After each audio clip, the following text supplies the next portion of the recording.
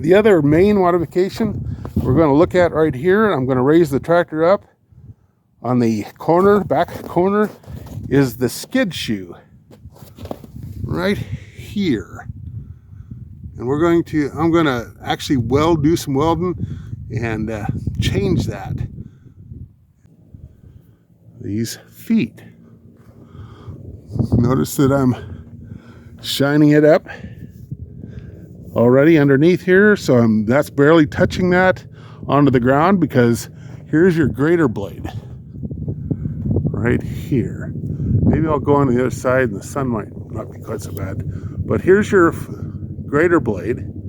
It is basically, even with the foot completely down on the slots, this one and this bolt, and I think I can even see where I've already, by hitting stuff on the front here, on the ground, skidding it on the ground like they tell you to do it, this is already warped here a little bit, bent with a curve in it. So that needs to be beefed up.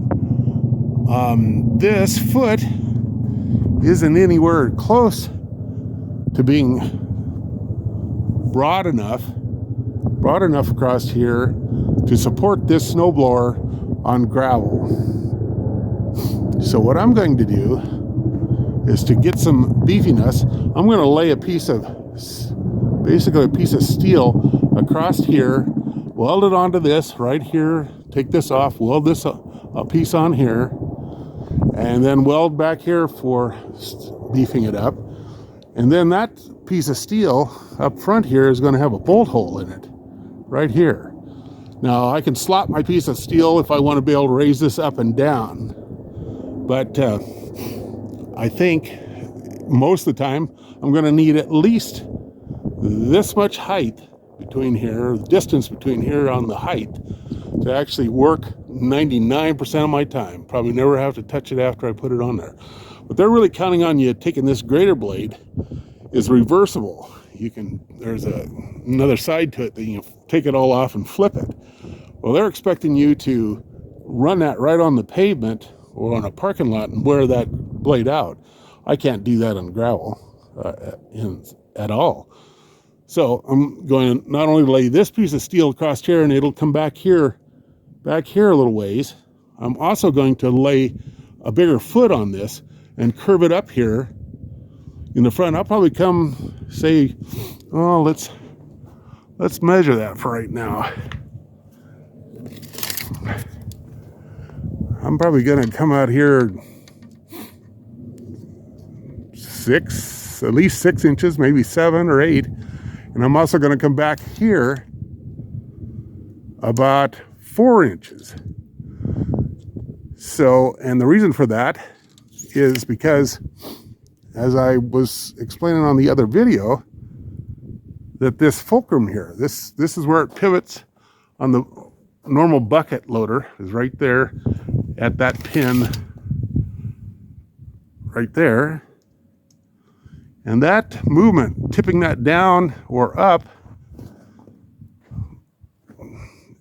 this little foot, this distance away from this grater blade, doesn't actually do anything. It doesn't hardly lift it up. So that gets me to making it so that I have to lift this off the ground and like 2 inches here, watch for it here, or just barely touch it on the ground. Cannot use their directions of using float on the loader boom on this tractor.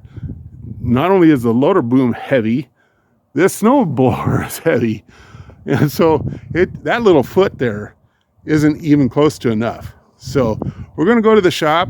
We're going to see if I've got some steel. I might be able to do it right away. We're supposed to get 8 inches of snow here in the next couple of days, which is pretty good snow. Now, granted, I have a coating of more or less compact snow here, but I don't think it still is going to hurt for me to have a bigger foot pad or skid shoe on the bottom of that edge right there. So here's the foot off of my snowblower. Berco, as I was telling you that I'm going to beef it up. Thing is fairly good. It must be a 4-inch pad on there, but that isn't enough to keep it out of the gravel. So also you can see that I did barely hit some kind of little rocks or something as I was driving along, not fast, but you can see this is actually bent this direction. You see that took a bend there from hitting in the front, a rock hitting under the front of this. I actually pushed this back. You only have one bolt here and one bolt in from back here, right here where you see it bent. So we're going to beef this up. So here we have it on. This is a 3/8 bolt. I think they all ought to be 3/8. Those are probably metric. I can't get a 1/2 inch or metric to fit on there really well. And then this one bolt back here. So my foot is considerably longer.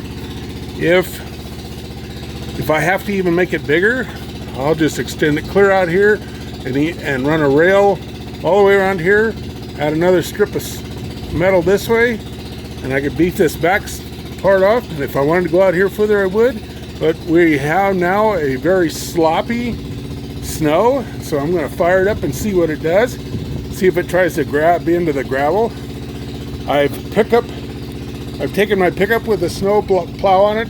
Had to use that yesterday because I was working on these feet, and it still wanted to grab in gravel. If you look on the yonder side of my yard there, you'll see I'm still down to gravel. So we're going to see how this does now for staying up above that gravel. Sunday, December 11th, after snow Thursday afternoon into the night, a little break Friday, and then snow, lots of it Friday night, and above freezing temperatures. We are finally plowing the driveway because the county finally got around to our little county road. I think they're having trouble keeping up. There was so much snow and wind.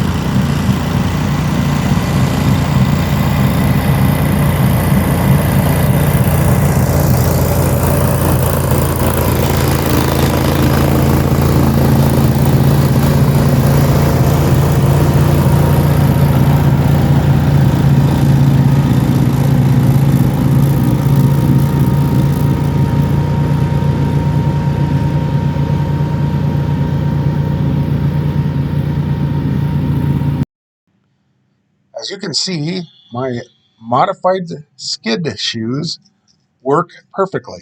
If a person wants to be higher off the ground, he just tips it back a little bit. If you want to go closer, you would tip it forward. So I'm extremely happy about the modification. Subscribe and like my videos if you like to see more of my modifications on this machine or my other videos. Thank you very much. If Bercomac, the manufacturer of this very fine snowblower, would like to purchase my modified skid shoe runners for gravel roads, I would be happy to oblige. Just contact me through my YouTube channel. Thank you very much for watching